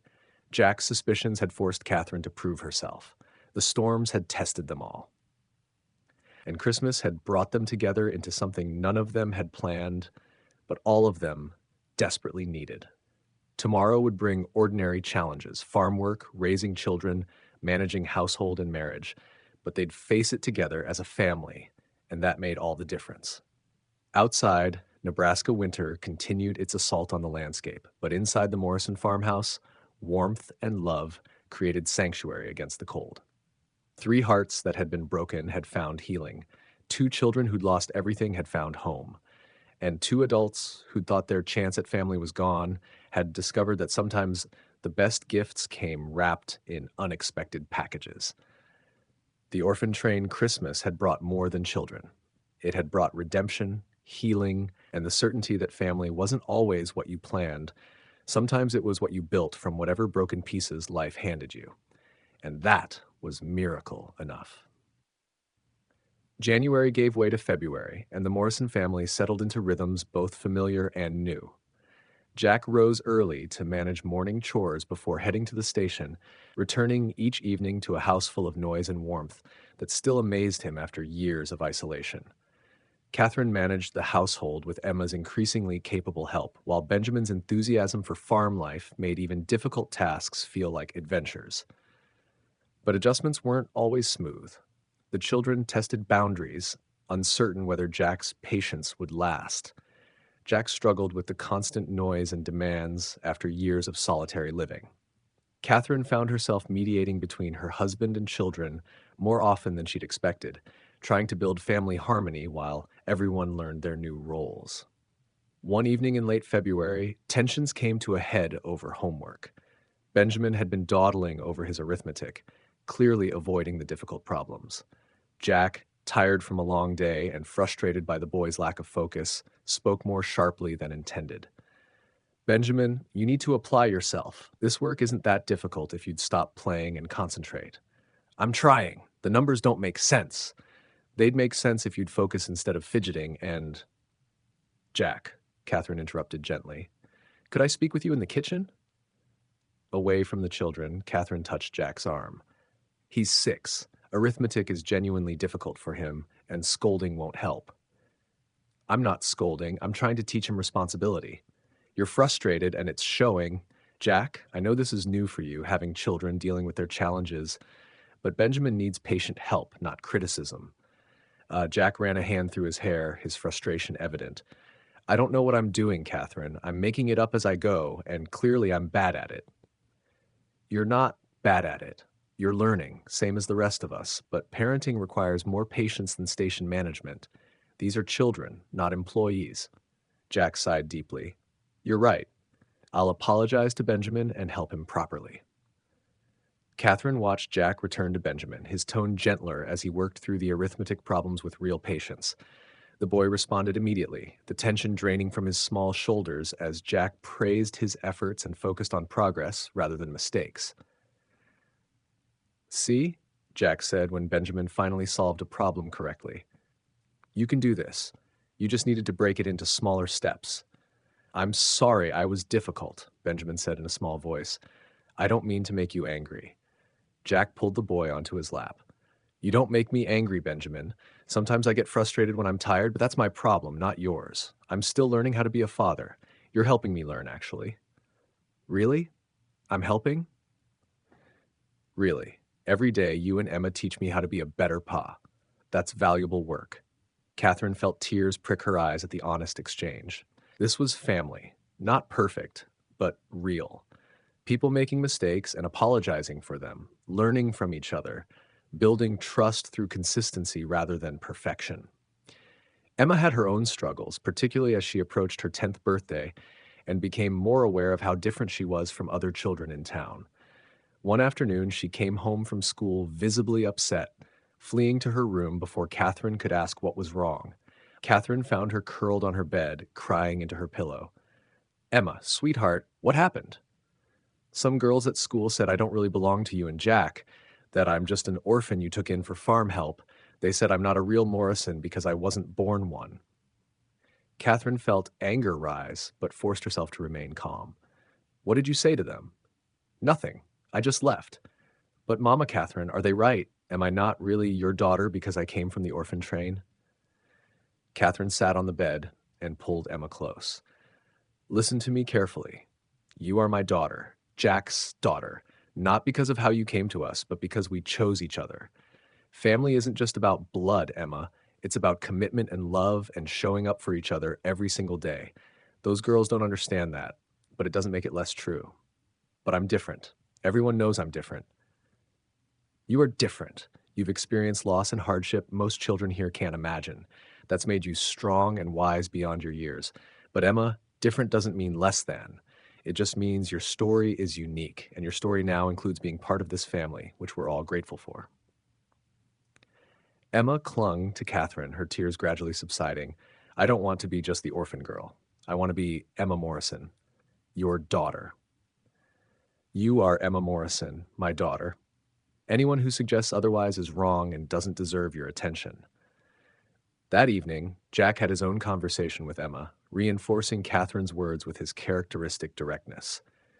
Emma, I want you to understand something. I didn't have to take you and Benjamin as my children. I chose to because I wanted you. Not for farm help, not out of obligation to Catherine, but because you're worth wanting. You're smart and capable and brave. Those girls who said cruel things, they're small-minded and not worth your tears. But how do I make them understand? You don't. You can't control what others think or say. You can only control your own actions and choices. So you walk into school with your head high, knowing you belong to a family that chose you because you're valuable. Let your confidence speak louder than their gossip. That's hard, Pa. Most worthwhile things are hard. But Emma, I believe in you. Catherine believes in you. Benjamin looks up to you. We're your people, and we know your worth. Let that be enough. As winter slowly released its grip and early signs of spring appeared, the Morrison family continued building their shared life. Jack taught Benjamin how to care for tools properly and plan garden plots. Catherine taught Emma more advanced cooking and sewing skills. They attended church together, presented themselves as a united family unit, and gradually won over even the skeptics who doubted the unconventional arrangement. In mid-March, Catherine realized she'd missed her monthly courses. She waited another week to be certain, then quietly consulted Doc Miller, who confirmed her suspicion. You're expecting, Catherine. Based on timing, probably due in October. How do you feel about that? Terrified and thrilled in equal measure. Catherine touched her still flat stomach. Jack and I haven't discussed more children. I'm not sure how he'll feel about it. He'll be thrilled. That man lights up when he talks about Emma and Benjamin. Adding a baby to the family will only deepen his joy. Catherine wasn't as confident. Jack had lost his first child before birth. Would pregnancy bring back traumatic memories? Would he withdraw to protect himself from potential loss? She told him that evening after the children were asleep, her heart pounding with nervousness. Jack, I need to tell you something. I saw Doc Miller today. Jack's face immediately showed concern. Are you ill? No. I'm Jack. I'm pregnant, due in October. For a long moment, Jack simply stared at her, his expression unreadable. Then tears began streaming down his face, not tears of sadness, but overwhelming emotion that he didn't try to hide. A baby, he whispered. Our baby. Catherine, are you sure? Doc Miller confirmed it. Jack, I know this might bring back difficult memories of Sarah and... No. Jack pulled her close, his embrace fierce. Those memories are part of me, but this is different. This is our child, Catherine, ours, and Emma and Benjamin's sibling. This is everything. You're not scared? Not worried about losing another child? I'm terrified. But Catherine, I'm learning that fear doesn't protect you from loss. It just keeps you from fully living. I'm choosing to be excited about our baby rather than paralyzed by what might go wrong. They held each other for a long time, processing this new development. A baby would change everything. Already tight finances would be stretched further. Catherine would be limited in how much farm work she could do as pregnancy progressed.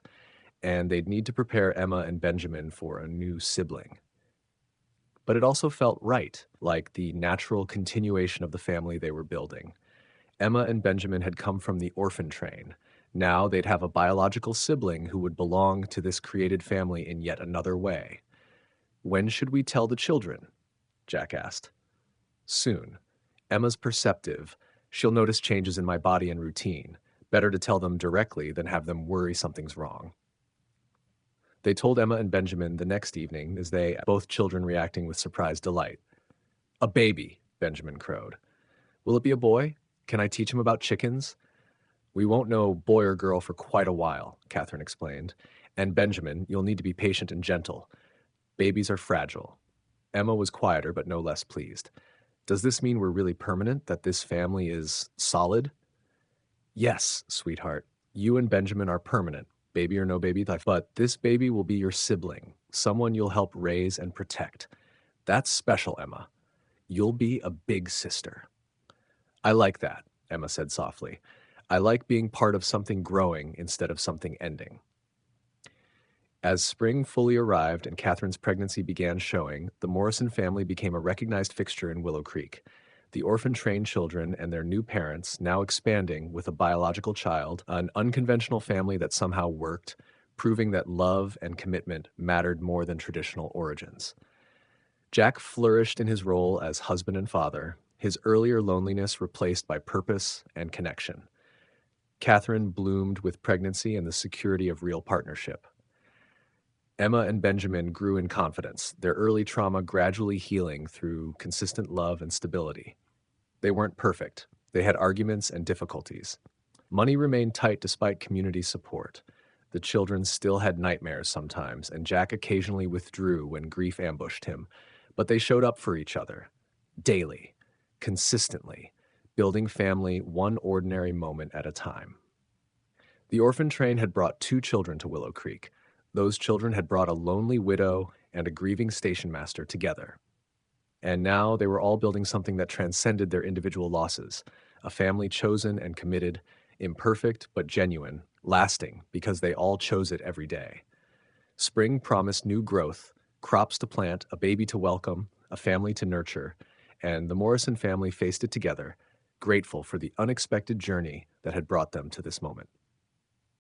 October arrived with a crispness that promised early winter. Catherine was enormous with pregnancy, tired and uncomfortable, but radiating happiness that made her more beautiful than ever, at least in Jack's admittedly biased opinion. "I can't see my feet," she complained one morning as Jack helped her dress. "I'm a whale, a beached whale who can't do anything useful. You're growing our child. That's the most useful thing anyone could do." Jack kissed her forehead. "And you're beautiful." "You're required to say that." "I'm required to say nothing. I'm choosing to say it because it's true." Emma had taken over most of the household work as Catherine's pregnancy advanced, showing remarkable competence for a 10-year-old. Benjamin helped with lighter tasks and provided constant entertainment with his observations about the coming baby. "Do you think the baby will like chickens?" he asked one afternoon. "Because I can teach them about chickens when they're old enough. I'm expert at chickens now." "I'm sure the baby will appreciate your expertise," Catherine assured him, though it might be a few years before chicken lessons are appropriate. The telegram arrived on October 15th, brought by a rider from the next town over. Jack opened it with curiosity that quickly transformed to shock. "Catherine, you need to see this. It's from the Children's Aid Society." The telegram was brief. "Stop. Your orphan train placement being reviewed. Stop. 2 more siblings located. Stop. Available for your family if interested. Stop. Please respond. Stop." Catherine read it twice, then looked at Jack. "Emma and Benjamin have more siblings, and the society thinks we should take them?" "Apparently. Though, Catherine, we're about to have a baby. Can we handle 2 more children? Can we not handle them?" "Jack, if Emma and Benjamin have siblings who need homes, how can we separate them?" Emma, who'd been listening from across the room, spoke up. "I have more siblings? How many? How old?" Catherine gestured for her to come read the telegram. "It doesn't say, just that they're available. Emma, what do you think? Would you want them here?" Emma's face showed complicated emotions: hope, fear, excitement, worry. "I don't remember having other siblings. Benjamin and I were the youngest. Ma said there were others, but they'd been sent to live with relatives before she died. I thought they were lost to us forever." "They're found now," Jack said. "The question is what we do about it." Over the next days, correspondence flew back and forth. The society provided details: 2 siblings, a girl of 12 and a boy of 14, who'd been living with an aunt in Philadelphia. The aunt had recently died, leaving them orphaned again with nowhere to go. The society, reviewing records, had realized their connection to Emma and Benjamin and reached out to the Morrison family. Their names were Victoria and Henry. The society sent photographs: Victoria serious and dark-haired like Emma, Henry tall and lanky with the same eyes as Benjamin. Strangers, but family nonetheless. "We have to take them," Catherine said firmly when she and Jack discussed it privately. "Emma and Benjamin deserve to know their siblings. Those children deserve to be with family instead of strangers." "Catherine, you're about to give birth. We barely have resources for the 4 of us. How do we manage 6, soon to be 7? The same way we've managed everything else, with help from community, determination, and faith that somehow it will work out. Jack, we can't separate siblings, not when we have the ability to keep them together." Jack studied his wife's determined face and felt something shift inside him. A year ago, he doubted Catherine could handle 2 children. Now she was proposing to take 2 more while heavily pregnant, and somehow he believed she could do it. "All right," he said, "we'll take them. But Catherine, we're going to need help. Real help. The house isn't big enough. We'll need to add on before winter." "Then we'll add on. We'll make it work, Jack. Family is worth the effort," they told Emma and Benjamin that evening. Emma's reaction was immediate tears, relief and joy mingling as she learned her siblings were alive and coming to them. Benjamin, less connected to memories of siblings he barely remembered, was excited but primarily concerned about logistics. Where will they sleep? Will they like chickens? Will Henry help with the farm?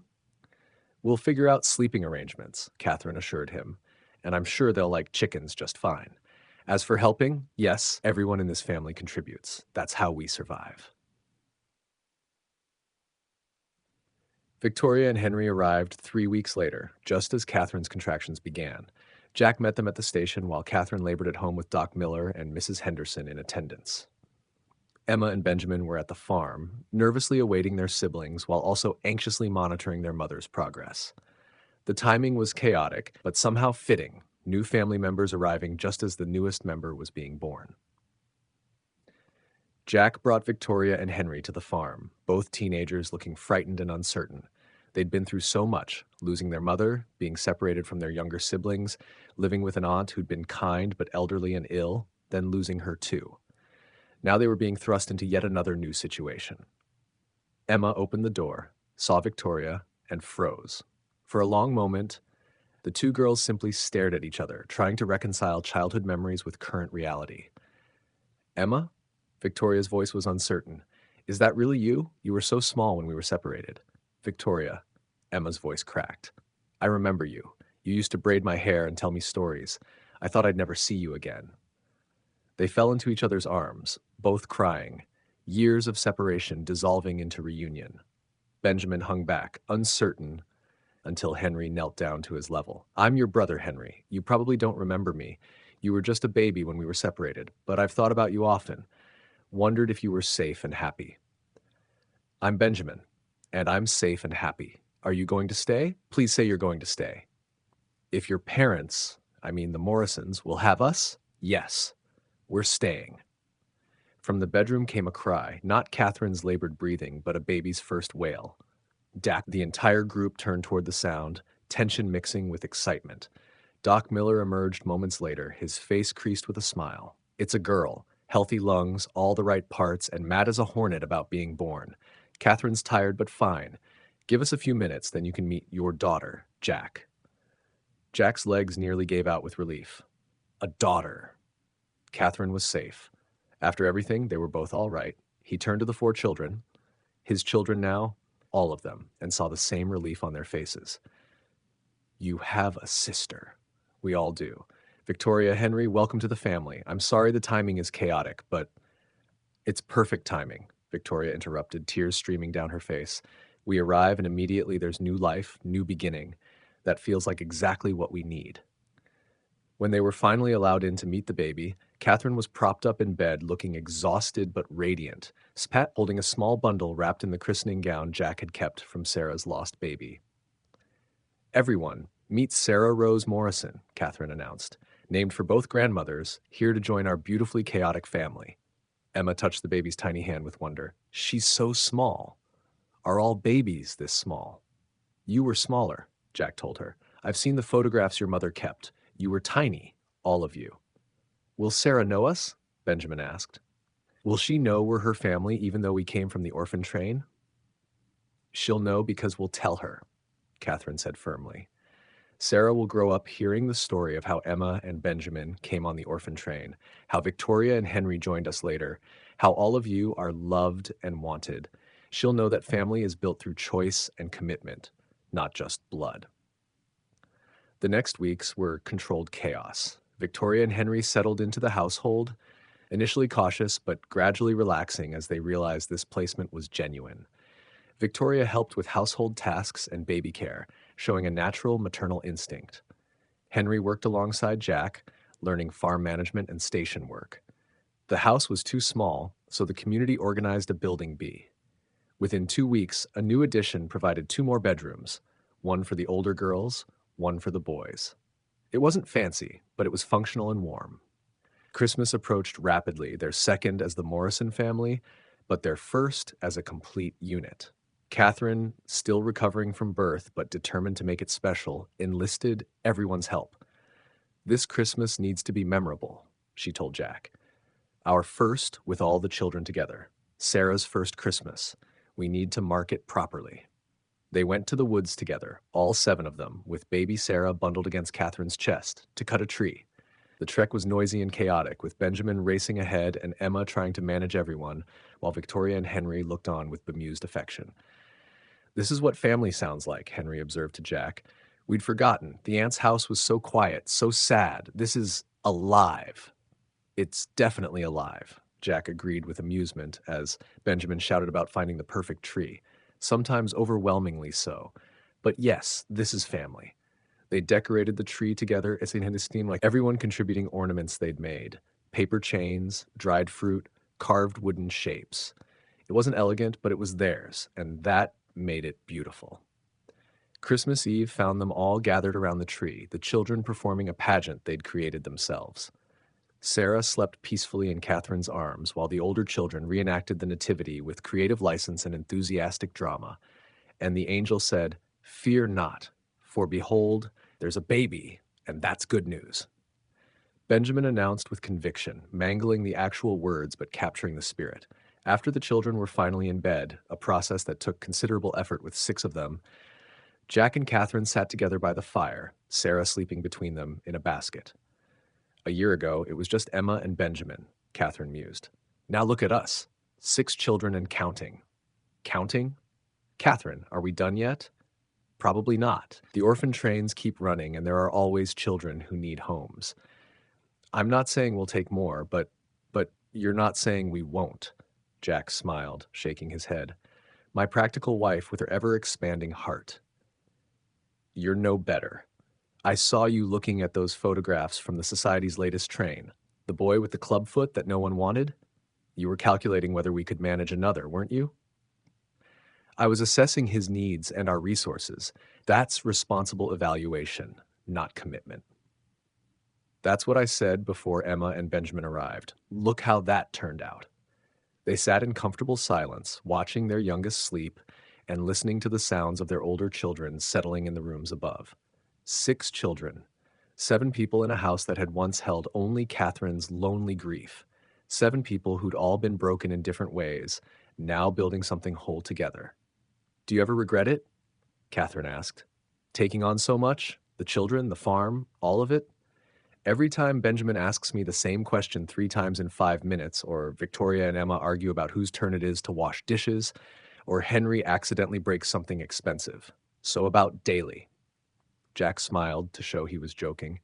"But Catherine, those moments of frustration are vastly outnumbered by moments of joy, like Henry's face when he successfully repaired the plow, or Victoria teaching Emma to braid hair properly, or Benjamin's absolute conviction that he can communicate with chickens.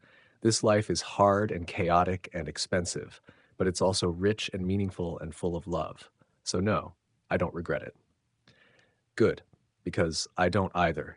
Even when I'm exhausted and overwhelmed and wondering how we'll afford to feed everyone, even then I'm grateful we have everyone to feed." That's remarkably philosophical for someone surviving on 3 hours of sleep. New motherhood brings perspective. When you're tired enough, everything seems profound. They sat together until the fire burned low, reluctant to end this peaceful moment. Tomorrow would bring chaos again. Children to feed, farm work to manage, a baby to tend. But tonight was for gratitude and reflection. 1 year ago, 2 orphan-trained children had arrived in Willow Creek, changing everything. They'd brought a suspicious station master and a lonely widow together, forcing both adults to confront their grief and choose life again. Now those 2 children had become 6, a family built from fragments and determination. "Merry Christmas, Jack," Catherine whispered. "Merry Christmas, Catherine. Thank you for taking a chance on a difficult man and his impossible suspicions. Thank you for becoming the father my children needed. All of them." They went to bed finally, climbing the stairs past rooms full of sleeping children, all safe and warm and wanted. In the morning, they'd face Christmas together as a family, imperfect, unconventional, held together by choice and commitment rather than blood. But blood didn't make family. Love did. Showing up did. Choosing each other daily despite difficulties did. The orphan train had brought children seeking homes. Willow Creek had provided shelter. But Jack and Catherine Morrison had provided something more precious, the certainty that family wasn't found or lost by accident. It was built deliberately, one choice at a time, by people brave enough to open their hearts despite every reason to keep them closed. As snow fell gently outside, blanketing the Nebraska prairie in white, the Morrison family slept peacefully. 6 children and 2 adults, all survivors of loss, all builders of hope, all proof that sometimes the best gifts came wrapped in the most unexpected packages. The Orphan Train Christmas had become the foundation of something lasting, and that was miracle enough. Here on Wild Mercy, we don't just tell tales, we bring forgotten hearts back to life. Love that defies distance, war, and fate. Hit that like button to keep these stories riding strong. And don't forget to subscribe and ring that bell so you never miss another heartfelt romance, a story of resilience, and where love always finds a way home.